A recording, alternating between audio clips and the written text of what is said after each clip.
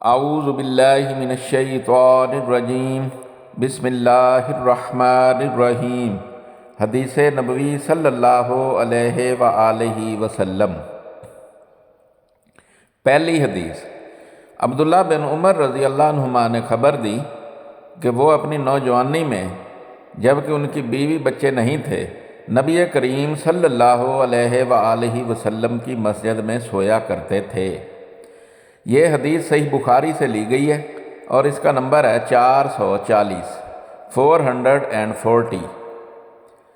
دوسری حدیث، رسول اللہ صلی اللہ علیہ وآلہ وسلم فاطمہ رضی اللہ عنہ کے گھر تشریف لائے، دیکھا کہ حضرت علی رضی اللہ عنہ گھر میں موجود نہیں ہیں۔ آپ نے دریافت فرمایا کہ تمہارے چچا کے بیٹے کہاں ہیں؟ انہوں نے بتایا کہ میرے اور ان کے درمیان کچھ ناگواری پیش آ گئی اور وہ مجھ پر خفا ہو کر کہیں باہر چلے گئے ہیں اور میرے یہاں کلولہ بھی نہیں کیا ہے۔ اس کے بعد رسول اللہ صلی اللہ علیہ وآلہ وسلم نے ایک شخص سے کہا کہ علی رضی اللہ عنہ کو تلاش کرو کہ کہاں ہیں۔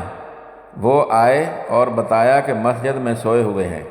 پھر نبی کریم صلی اللہ علیہ وآلہ وسلم تشریف لائے۔ حضرت علی رضی اللہ عنہ لیٹے ہوئے تھے، چادر آپ کے پہلو سے گر گئی تھی اور جسم پر مٹی لگ گئی تھی۔ رسول اللہ صلی اللہ علیہ وآلہ وسلم جسم سے دھول جھاڑ رہے تھے اور فرما رہے تھے، اٹھو ابو تراب اٹھو۔ یہ حدیث بھی صحیح بخاری سے لی گئی ہے اور اس کا نمبر ہے 441۔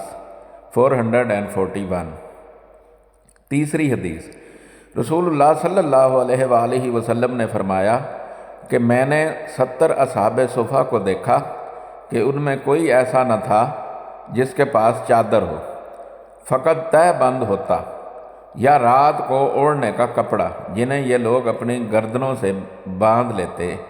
یہ کپڑے کسی کے آدھی پنڈلی تک آتے اور کسی کے ٹخنوں تک۔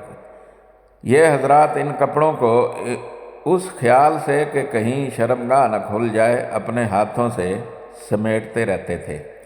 یہ حدیث بھی صحیح بخاری سے لی گئی ہے اور اس کا نمبر ہے 442۔ چوتھی حدیث، جابر بن عبداللہ رضی اللہ عنہ کہتے ہیں کہ میں نبی کریم صلی اللہ علیہ وآلہ وسلم کی خدمت میں حاضر ہوا۔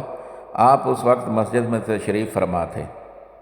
مصر نے کہا، میرا خیال ہے کہ محارب نے چاش کا وقت بتایا تھا۔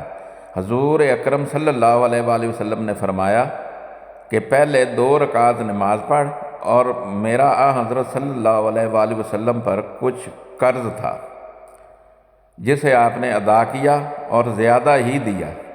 یہ حدیث بھی صحیح بخاری سے لی گئی ہے اور اس کا نمبر ہے 443۔ پانچویں حدیث، رسول اللہ صلی اللہ علیہ وآلہ وسلم نے فرمایا، جب تم میں سے کوئی شخص مسجد میں داخل ہو تو بیٹھنے سے پہلے 2 رکعت نماز پڑھ لے۔ یہ حدیث بھی صحیح بخاری سے لی گئی ہے اور اس کا نمبر ہے 444۔ چھٹی حدیث، رسول اللہ صلی اللہ علیہ وآلہ وسلم نے فرمایا، جب تک تم اپنے مصلی پر جہاں تم نے نماز پڑھی تھی بیٹھے رہو اور ریا خارج نہ کرو تو ملائکہ تم پر برابر درود بھیجتے رہتے ہیں، کہتے ہیں اے اللہ اس کی مغفرت کیجیے، اے اللہ اس پر رحم کیجیے۔ یہ حدیث بھی صحیح بخاری سے لی گئی ہے اور اس کا نمبر ہے 445۔ میری تمام دیکھنے اور سننے والوں سے گزارش ہے کہ میرے والدین، میرے بہن بھائی، میرے رشتہ دار اور میرے دوست جو اس دنیا سے جا چکے ہیں ان کے لیے مغفرت کی دعا فرما دیں۔ جزاک اللہ خیرہ۔ دعا گو طارق سلطان شاہ ہاشمی۔